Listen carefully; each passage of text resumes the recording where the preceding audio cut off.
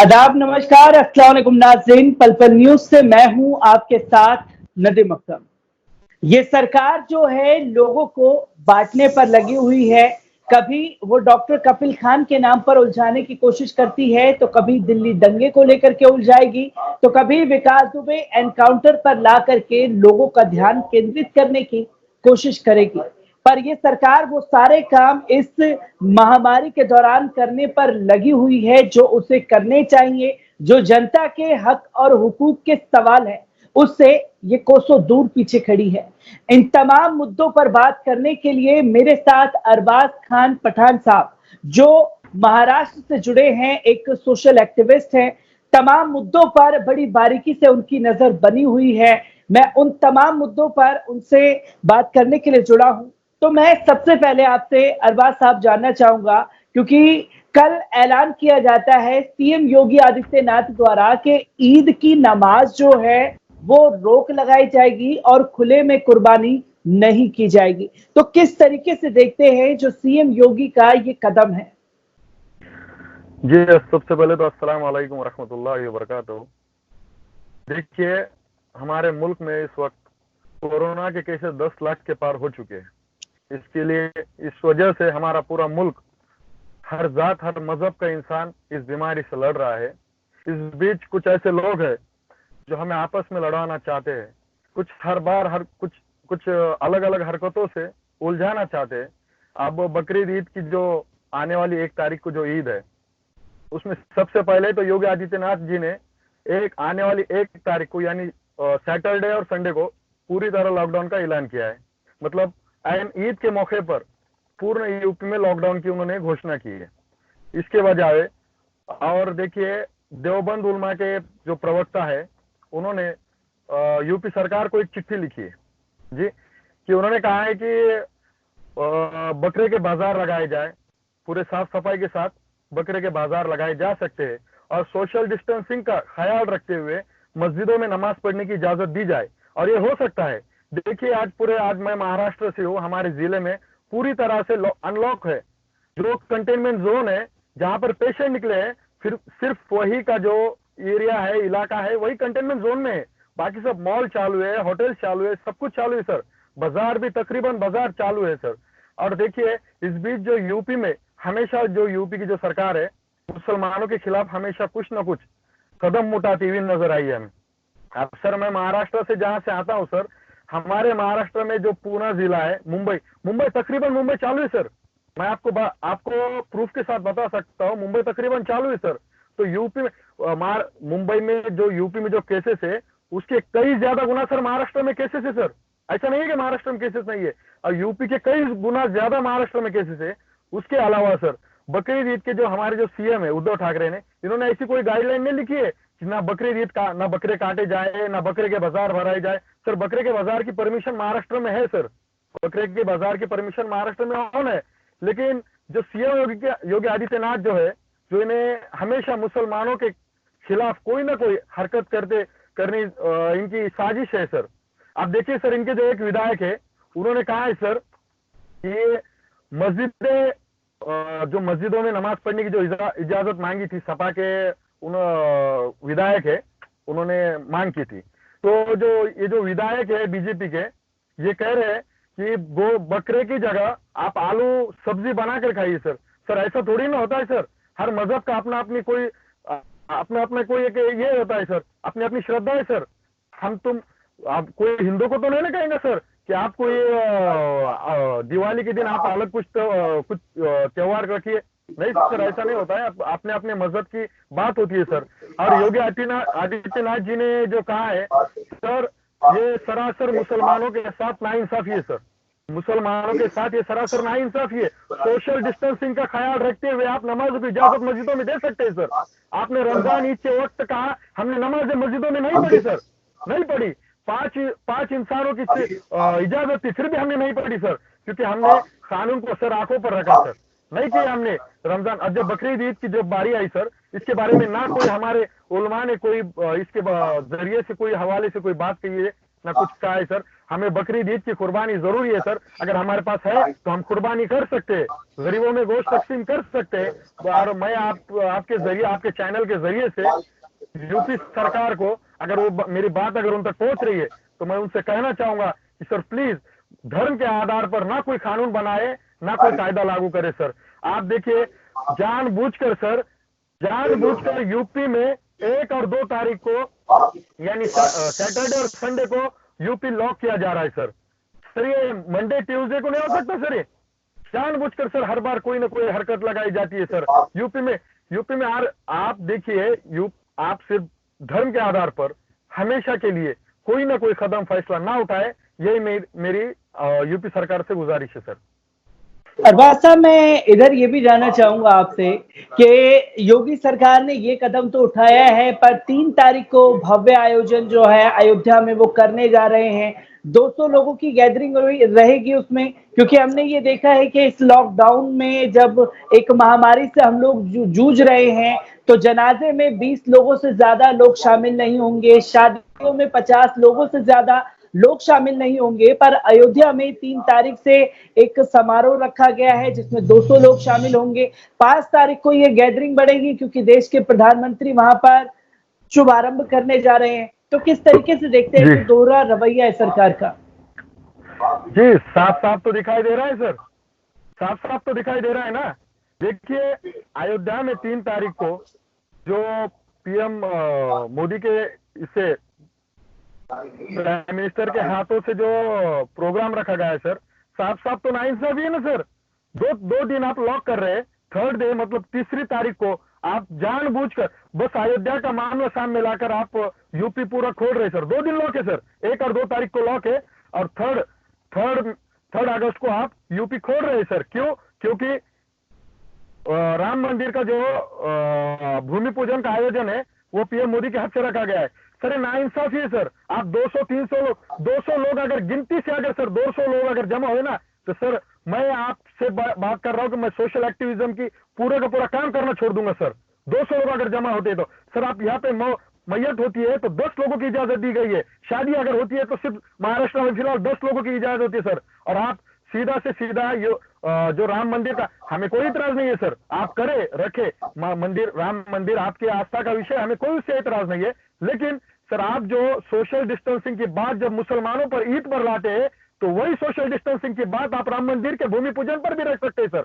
PM Modi के हाजिरी में अगर ये बात हो रही है तो आप सोचिए सर क्या बात हो रही है सर। अगर योगी आदित्यनाथ जी को अगर भूमि पूजन अगर राम मंदिर का करना ही था तो कुछ दिन और पोस्टपोन कर सकते थे ना सर जी।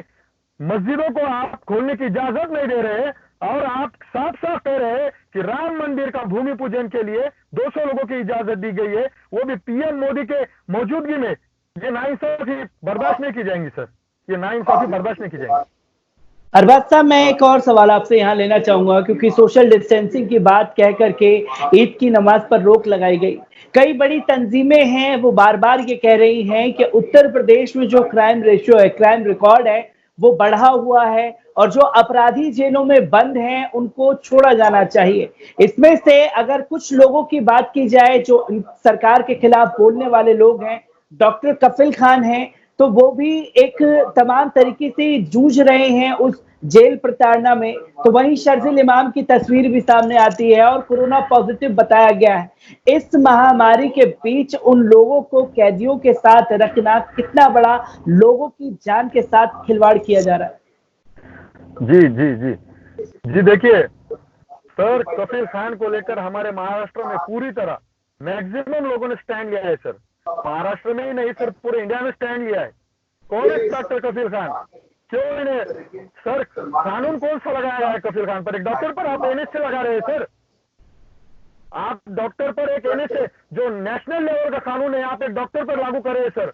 बिहार में आपने उन पर साजिश की, कौन ने किया सर? योगी आदित्यनाथ सरकार ने साजिश की सर। बिहार में जो बच्चों की जान बचाई सर, पर्सनल अपने जेब से पैसा खर्च करके उस आदमी ने cylinder, gas cylinder, oxygen cylinder खरीद कर सर बच्चों की जान बचाई। कई जगहों पर उन्होंने कैंप लगाए सर, केरल, बिहार और कहां ने कैंप लगाए सर। उस इंसान को रिवॉर्ड अवार्ड से सम्मानित करने के अलावा आपने उसे जेल की सलाखों के पीछे डाला है सर। क्या बात कही थी सर कफिल खान ने? मैं स्टैंड लेना चाहता हूँ सर उस बात पर। कफिल खान ने कहा था कि बस AME मतलब अलीगढ़ मुस्लिम यूनिवर्सिटी में उन्होंने CAA के खिलाफ हो रहे प्रदर्शन में शामिल होकर उन्होंने कहा था कि मुसलमान 25 करोड़ मुसलमानों की बात की थी सर। उन्होंने ये तो नहीं कहा था ना सर कि 25 करोड़ मुसलमान मिलकर 100 करोड़ हिंदुओं को मार दे। कोई उन्होंने इंटरनेशनल बात कही थी सर? सर गिरिराज सिंह क्या कहते हैं सर? आप सोचिए, गिरिराज सिंह, परवेश वर्मा, कपिल मिश्रा क्या कह रहे हैं सर? आप थोड़ा समझिए सर, जो हिंदुस्तान को जो गुमराह किया जा रहा है सर, इन लोगों के जो इनके जो कुछ लोग है सर, जो अनुराग ठाकुर है, इन्होंने क्या कहा था सर? बयान उनका आपने आपके चैनल ने भी चलाया। उन्होंने कहा था देश के गद्दारों को गोली मारो सालों को। कौन है देश के गद्दार सर? कौन है? डॉक्टर कफील खान देश का गद्दार है? बताइए सर आप। और ये जो गुमराह कर रहे हैं सर सोचिए, ये जो मुल्क के नेशनलिज्म के नाम पर जो हिंदुस्तान में जो इस वक्त जो भी चल रहा है सर, ये बहुत खतरनाक है सर। आने वाले दिनों में सर ये घातक हो सकता है सर। आप सोचिए, डॉक्टर कफील खान एक बहुत बड़े डॉक्टर है सर। इन्होंने कई केरल में कैंप लगाए सर, बिहार में कैंप लगाए। डॉक्टर कफील खान ने हमेशा, और डॉक्टर कफील खान को सर जमानत मिल चुकी थी। ये NSA का जिस वक्त कफील खान को अलीगढ़ मुस्लिम यूनिवर्सिटी में बयान देने के जुर्म में जब हिरासत में लिया गया, उन्हें जमानत मिल चुकी थी सर। 4 दिन बाद सर, ठीक 4 दिन बाद उन पर नेशनल सिक्योरिटी एक्ट का कानून लगाकर उन्हें जेल की सलाखों में डाल दिया जाता है सर। क्यों सर? तो हिंदुस्तान में कोई आपके खिलाफ बोलने वाला नहीं चाहिए? आप सोचिए सर इस बात को। कफील खान ने बस ये मुसलमानों की सर, कफील खान ने 25 करोड़ की बात कही, तो वारिस पठान ने क्या कहा था सर? वारिस पठान पर क्यों नहीं लगाया सर आपने? वारिस पठान पर क्यों नहीं लगाया सर आपने? वारिस पठान पर नेशनल सिक्योरिटी एक्ट क्यों नहीं लगाया सर? वारिस पठान ने भी इलेक्शन के वक्त कहा था सर, आपके हाथ में सेंट्रल की ताकत थी सर, क्यों नहीं लगाया बीजेपी लोगों ने? क्योंकि सर योगी आदित्यनाथ को एक डर था कि कफील खान आने वाले दिनों में, कफील खान एक भोली भाली जनता का एक सेवक जो था, वो आने वाले दिनों में योगी आदित्यनाथ के खिलाफ, योगी आदित्यनाथ के लिए जड़ न हो जाए, इसलिए डॉक्टर कफील खान के लिए इन्होंने साजिश की है सर।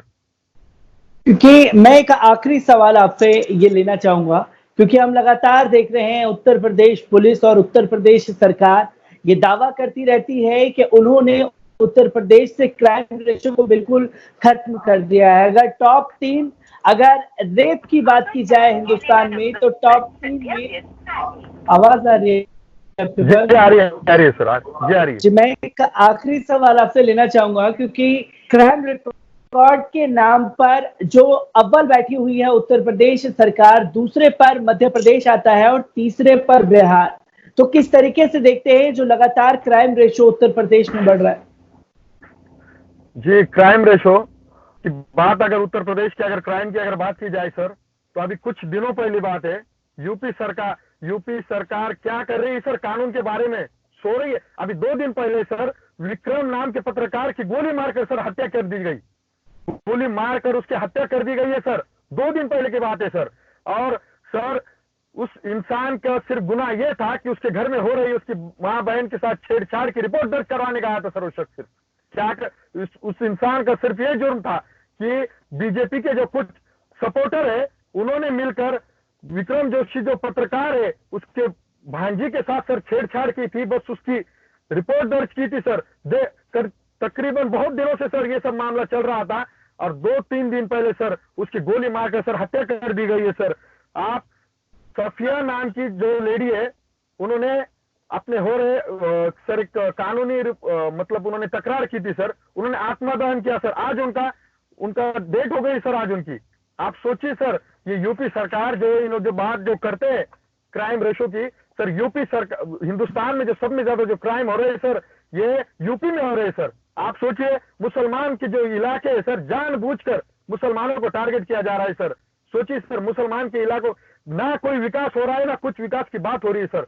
बस कहा था वो लिखे, बस इलेक्शन के वक्त जो कुछ कहा था सर वो लिखा हुआ है, ना उनकी कोई प्रैक्टिकली कुछ हुआ है ना कुछ हुआ है सर।